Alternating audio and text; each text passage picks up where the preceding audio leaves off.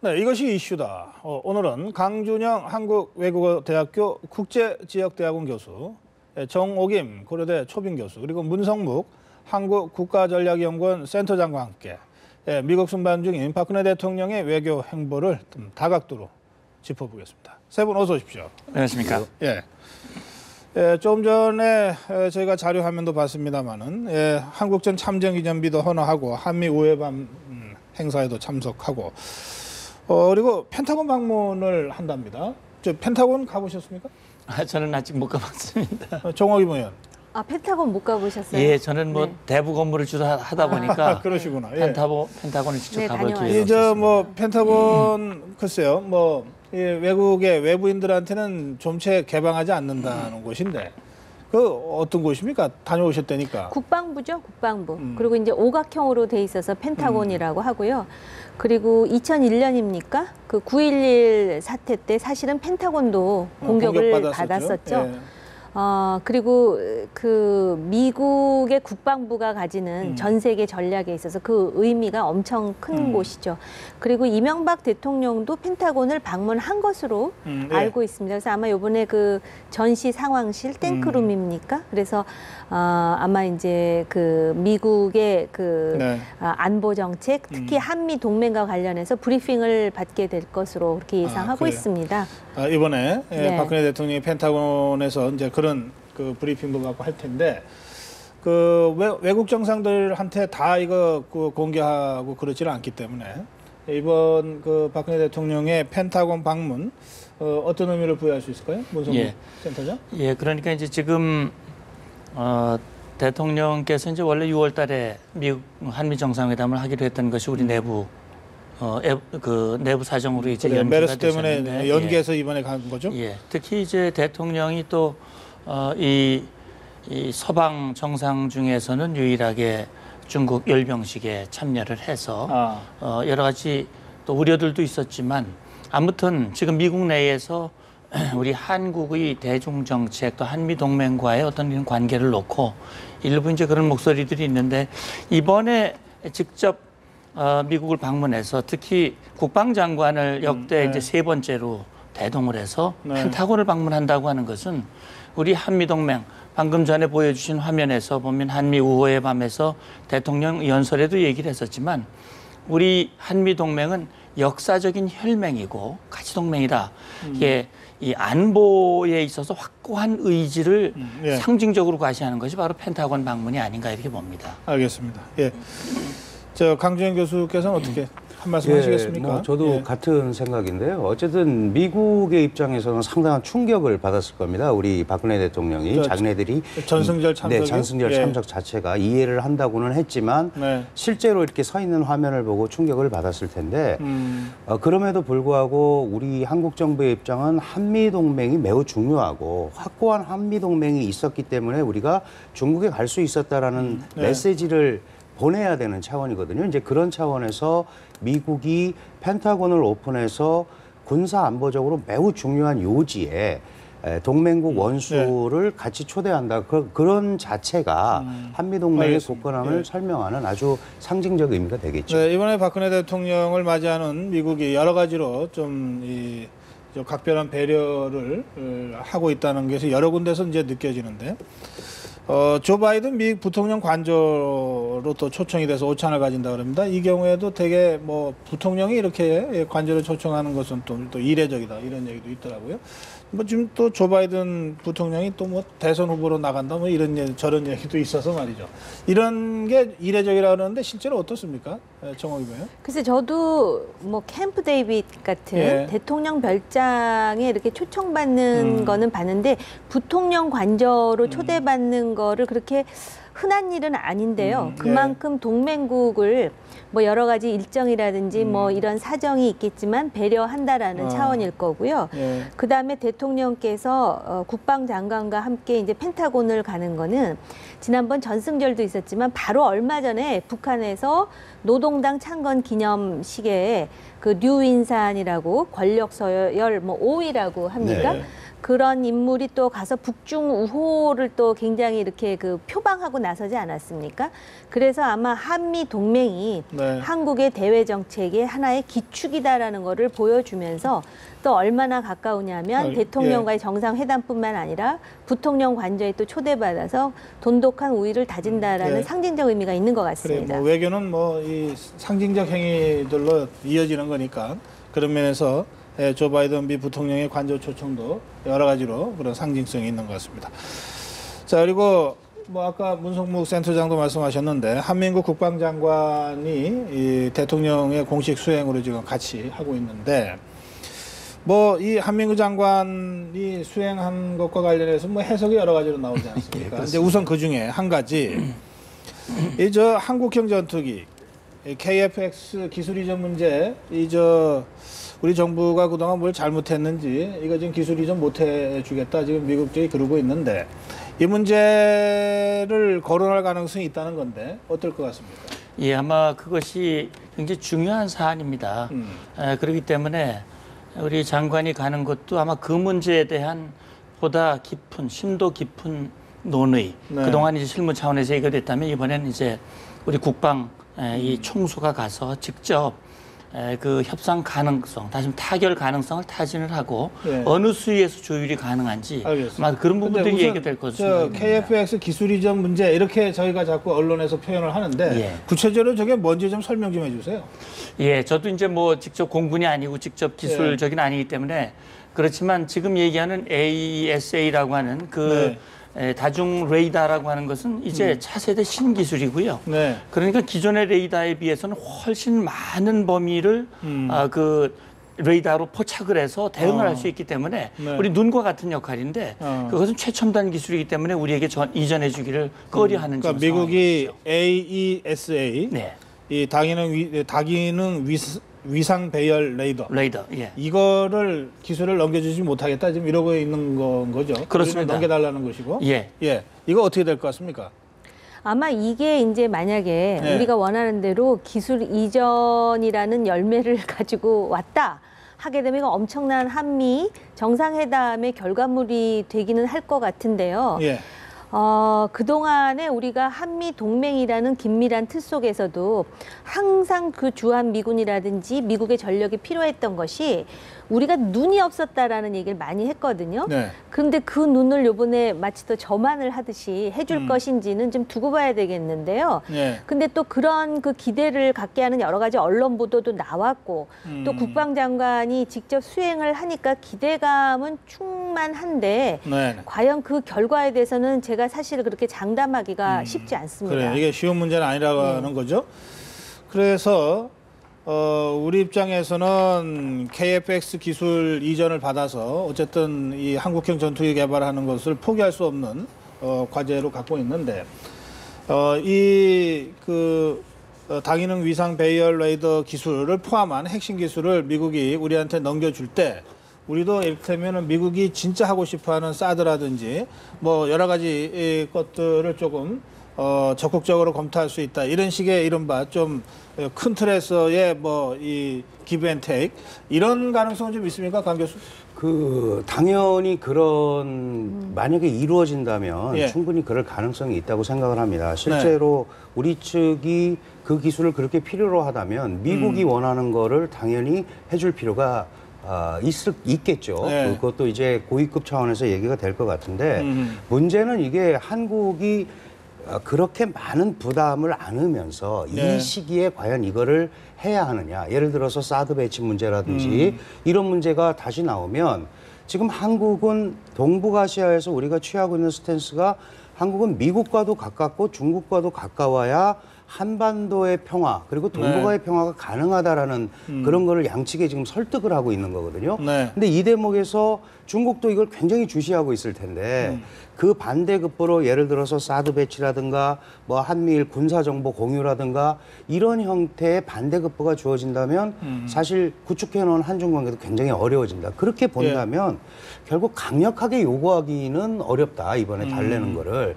지금 우리 문 센터장님 말씀하신 대로 그런 수위 조절을 하는 그런 선에서 서로 운을 의견 떼고 교환, 그 좀 정도가 짚어보는 아닐까. 정도가 될 것이다. 네, 그렇게 저는 보고 싶습니다. 예, 매몰 이렇게 하십니까? 아니요. 그러니까는 이제 그 한국형 전투기라고 하는 것의 기술 이전 문제는 사실은 우리가 오랫동안 그런 부분을 참 추구해왔고 갈망해왔는데 그렇게 가까운 동맹이라 그러면서 사실 기술 이전에 대해서 그동안 미국이 굉장히 인색했던 건 사실이고요. 네. 또 사실 이거 안보 문제뿐만 아니라 한미 현안 중에 TPP라는 것도 있거든요. 그래요. 우리가 타이밍을 놓치긴 했지만 지금 굉장히 강력하게 참여하고 싶어하는 그 환태평양 경제 동반자 뭐 협정입니까? 이게 있고요. 그다음에 사드라는 거는요. 네.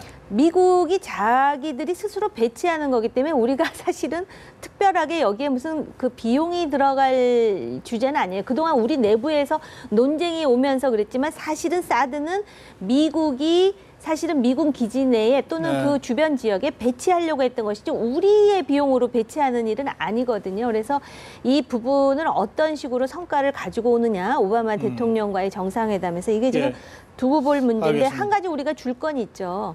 글로벌 동맹으로의 진화 속에서 예를 든다면 IS라든지 환경이라든지 새로운 인간 안보 문제에 한국이 얼마만큼 적극적으로 참여하느냐의 문제를 가지고 이야기할 수 있는 부분이 있다고 생각합니다. 예, 이 박근혜 대통령이 그 출국을 할 때 뭐 어제 그제만 해도 뭐 그렇게 현안이 그렇게 많은 이 정상회담이 아닙니다 이랬는데 지금 세 분 말씀 듣고 보니까 중요한 문제들이 상당히 많이 있는 많습니다. 숙제가 많이 있지 않습니까? 원래 시점 자체가 한국에는. 그렇군요. 알겠습니다.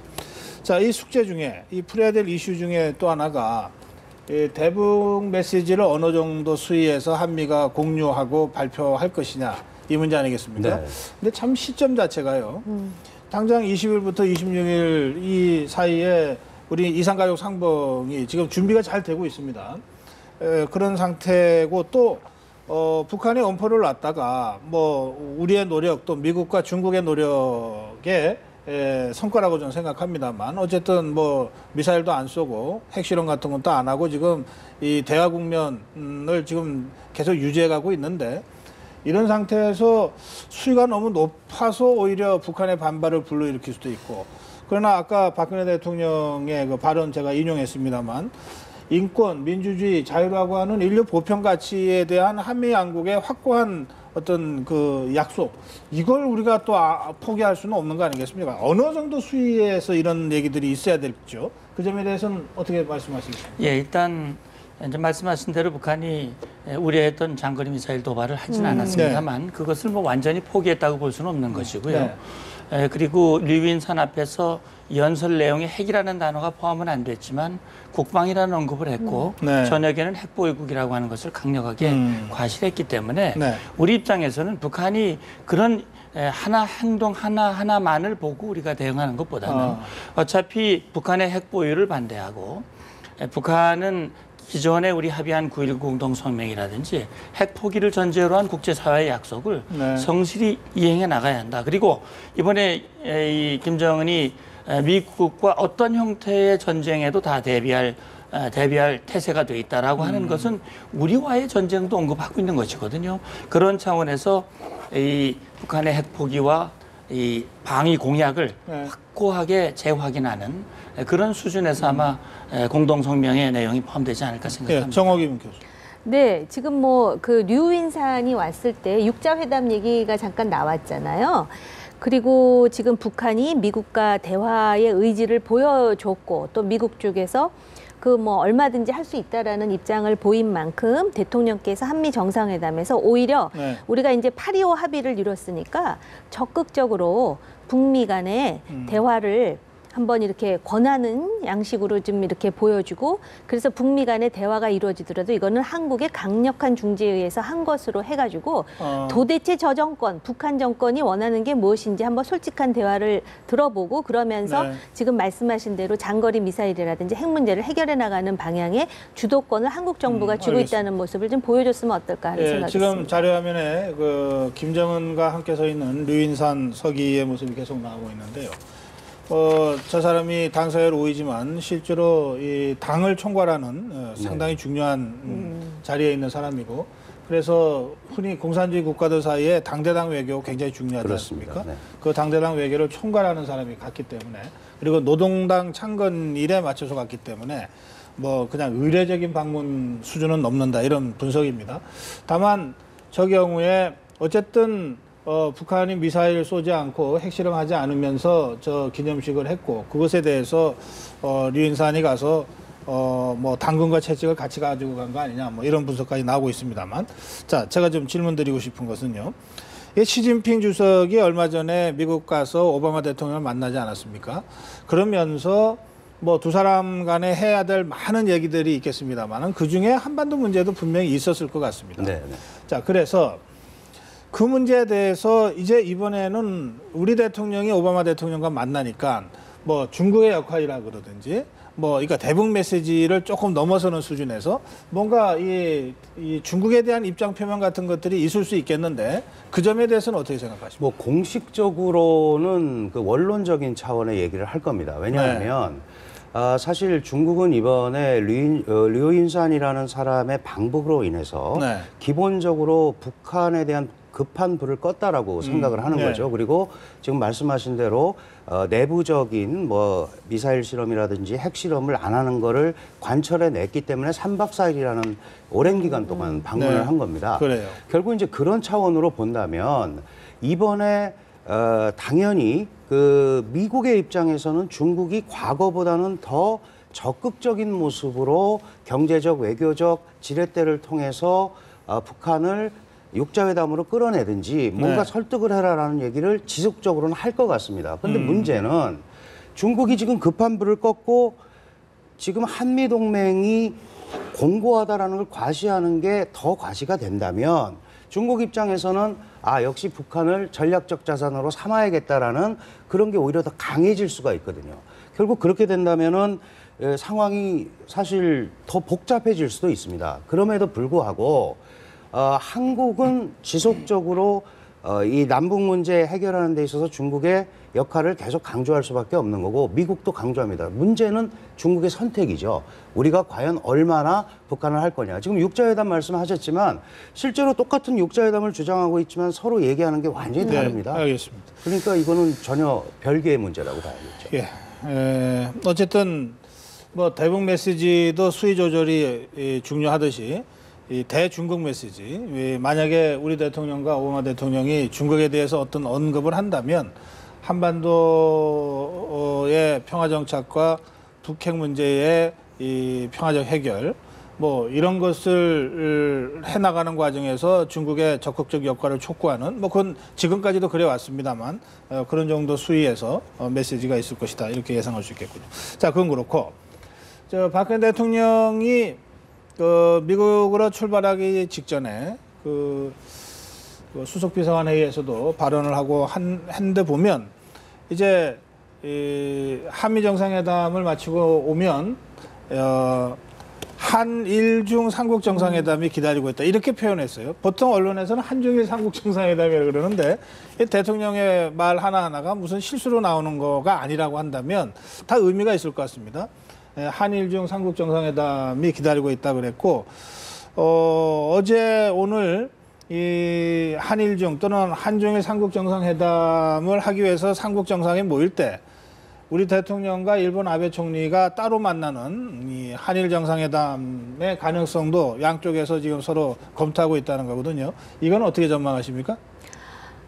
보통 우리가 한중일이라 그러는데 아마 리커창 총리가 와서 그렇게 발언을 하셨을까요? 그런 건 아니고요. 제가 알기로는 이게 서로 돌아가면서 이제 개최국이 있거든요. 개최국이 요번에는 한일중, 다음에는 뭐 중 이렇게 돌아가는 순서가 있는 걸로 알고 있습니다. 그래서 요번에는 한중 세 나라 사이에 정해진 룰에 의해서 명칭이 있다는 것 같습니다. 한일중. 요번에는. 그래서 한일중에서 이제 공통의 주제가 뭘까를 생각해 보니까 참 중요한 정상회담인데 공통의 주제, 그래서 합일점을 찾을 만한 주제를 찾기가 상당히 어렵지 않을까, 세 나라 간에는. 그래서 이제 굳이 한다면 아마 한일중 FTA에 대한 뭐 좀 더 구체적인 논의를 시작한다라든지 그런 어떤 좀 더 실용적인 그런 이야기가 나오면서 또 한반도 동북아의 뭐 평화 안정 늘 노랫가락처럼 나오는 주제 있지 않습니까? 메뉴? 그러한 얘기들이 나오지 않을까 이런 생각을 해봅니다. 한일 정상회담도 가능성이 있다고 보시는 거고요? 당연히 그렇게 돼야 될 거라고 생각을 합니다. 왜냐하면 사실은 이제 이 삼국 회담이 그 답보 상태에 있다가 우리가 작년에 말에 박근혜 대통령이 직접 제안을 했고 이건 아주 미국이 바라던 바죠. 왜냐하면 미국의 동아시아 정책에 있어서 소위 아시아 회귀 정책에 있어서 미일 동맹이 매우 중요한데 네. 한국, 미국, 일본의 소위 그 삼각 안보 구조가 한일 관계가 안 좋으면 아주 안 좋거든요. 네. 그래서 실제로 우리가 중국의 전승절 행사에 참여했고 그래서 미국이 우리한테 원한 거는 일본과의 관계 개선에 대한 단초를 중국과 좀 같이 해봐라 이런 뜻이었기 때문에 한중일 삼국회담이 이루어진다면 당연히 네. 한일 회담도 이루어지겠다. 알겠습니다. 그렇게 볼 수 있을 것 같습니다. 지금 뭐 보도를 들어보면 31일 날은 한중회담, 그다음에 1일 날은 아베와 박근혜 대통령의 양자회담이 추진하고 있다라고 우리 외교부가 지금 아마 하고 있는 것 알겠습니다. 같습니다. 한일 정상이 된다면은 박근혜 대통령 출범 이후 첫 한일 정상회담이 되고 그것은 아마 미국에게도 좋은 선물이 되고요. 네. 이번 한미 정상회담하고도 연계되는 그러니까 그런 사안이 될 수 있다고 이번에 생각합니다. 박근혜 대통령과 오바마 대통령이 만났을 때 뭐 미국이 그런 요청이 있을 수도 있지만 또 박근혜 대통령이 구상하고 있는 한일 중 삼국 정상회담과 그때 맞춰서 열릴 한일 정상회담에 대한 구상을 밝히면서 뭐 미국의 우려를 한편으로 부식하고 또 미국이 생각하는 이 어떤 전략 구도 속에 우리의 역할을 스스로 재규정하는 뭐 그런 대화들이 오갈 수 있겠네요. 네. 이제 그러다 보면 예. 과연 그 위안부 문제가 얼마만큼 해결이 됐는가. 또 역사 문제는 말할 것도 없고요. 예. 그 다음에 이제 그 일본 자위대의 개입 범위에 대해서 지금 요번에 대정부 질의에서도 총리의 발언 가지고 예. 이렇게 논란이 되는데 그 부분을 그러면 한일 간에 어떻게 조율할 것인가는 네. 상당히 민감한 사안으로 예. 될 것 같습니다. 알겠습니다. 예, 이 시간이 다 돼서 오늘 여기서 마무리해야 되겠습니다. 세 분 말씀 잘 들었습니다. 고맙습니다. 감사합니다. 예.